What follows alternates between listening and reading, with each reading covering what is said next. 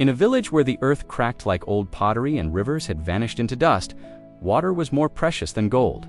Families rationed every single drop. Children walked for miles under a burning sun just to fill one bucket from the last working well.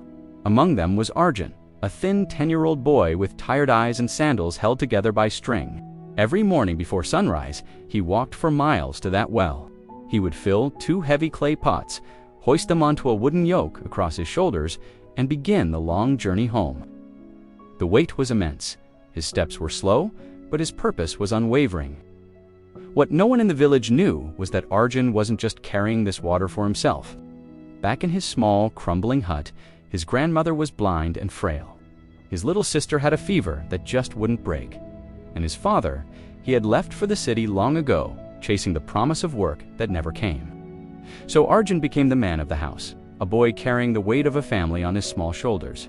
Each day, he gave his sister the cleanest water from the top of the pot. He would gently wash his grandmother's face with the coolest drops. He drank only what was left, often just a few sips, barely enough to wet his own cracked lips. He never complained. He just kept walking, day after day. One scorching afternoon, a wealthy traveler was passing through the desolate landscape. He saw Arjun stumble and collapse near the road, completely exhausted, his lips as dry as paper. The man rushed over, uncorked his silver flask, and gave the boy a long drink of cool, clean water. "Son," the traveler asked gently, "why do you walk so far for water when others just beg at the town square?" Arjun looked down at his worn-out sandals.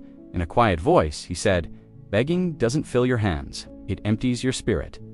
The traveler was stunned by the boy's wisdom. He had met kings and merchants, but he'd never heard such profound words from a child. Intrigued, he asked if he could follow Arjun home. When they arrived, the traveler saw the truth behind Arjun's daily sacrifice: a broken roof that let the harsh sun in, a small child wrapped in a thin cloth, sleeping fitfully, an old woman humming a soft lullaby. And then he saw Arjun carefully pouring the very last drops from his pot into a small cup for his grandmother. That night, the traveler couldn't sleep. The image of the boy's quiet dignity haunted him. He had seen grand palaces and witnessed displays of immense wealth, but he had never seen anything as powerful as this simple act of love. The very next morning, he returned, but this time he wasn't alone. He brought engineers, pipes, and a gift that would change everything: a brand new hand pump, well installed right in the center of the village. As cool, fresh water gushed out for the first time, the villagers erupted in cheers, rushing to thank the generous stranger. But the traveler simply shook his head and pointed towards the small boy standing quietly in the crowd. "Don't thank me," he said, his voice filled with emotion. "Thank him. Thank the boy who taught me that love isn't loud. It walks barefoot, carries weight, and gives the last drop first." Years passed, and the village thrived. The cracks in the earth healed, and green shoots returned. And Arjun, he grew up and became a teacher. Every year, on the anniversary of the day the well was built, he would gather his students and tell them his story. He'd always end with the same lesson: greatness is unfound in being seen by others.